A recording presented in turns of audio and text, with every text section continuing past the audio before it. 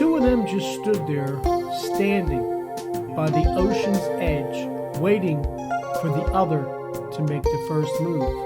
"I think it's too cold to take a dip in the water today," she said to him. He replied, "It's never too cold for a swim in the ocean. Fish do it year-round." She laughed and said, "I know they do, but they don't have bathing suits on like we do." He smiled and replied, "Okay, let's fix that problem right now."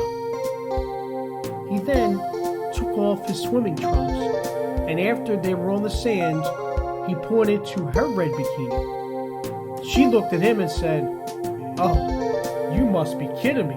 I'm not taking my bikini off." "Well, if you're not able to take off them, maybe I can help you with that," he said with a big smile on his face. She smiled back and said, "Okay, only because you look so silly standing there naked all by yourself." She began to unhook her top part of the red bikini, one strap at a time, each time giving him a teasing look with her brown eyes. She tossed the top part of the bikini at his face.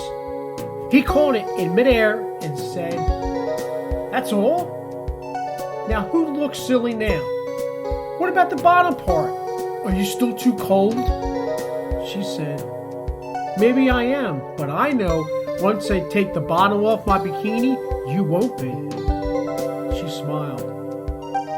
He outstretched his arms and began bending his fingers backwards, slowly, as to say, "Come on already, bring it."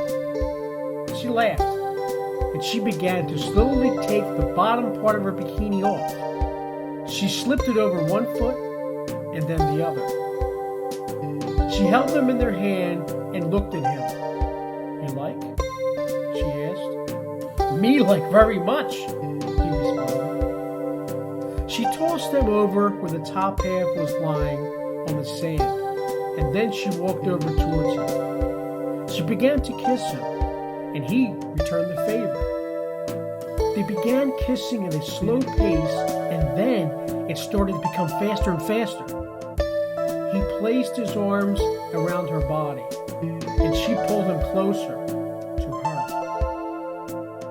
He whispered into her ear, "Can we stay like this forever?" She answered, "I hope so, but for now, I like that dip in the ocean so we can cool off a little before things get too hot."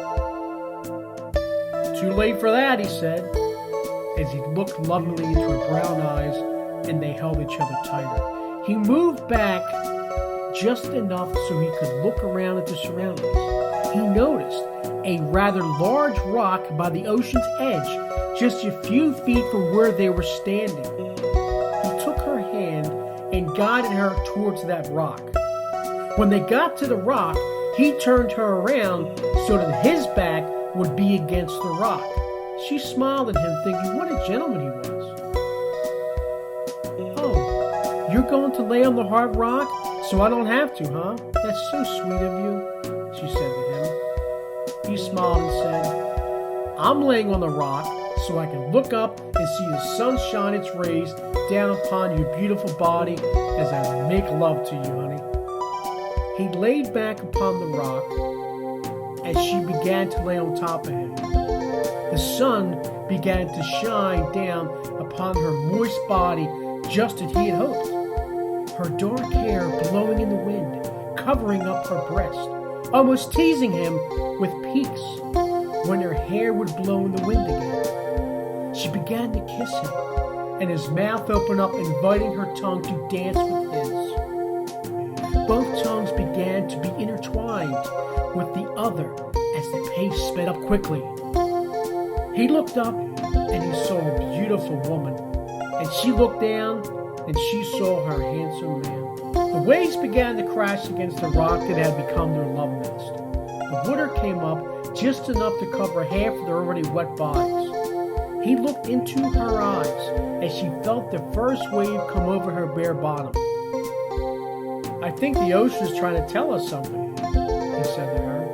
She smiled and kissed him gently upon his lips, and then said, so was I when I took my bikini off. So what are you waiting for? I'm ready to take that dip now.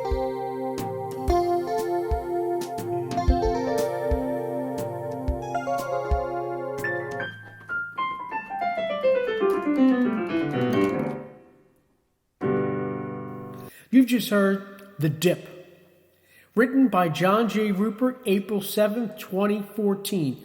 It was recorded, spoken, music, and effects added by John J. Ruppert, April 11th, 2021.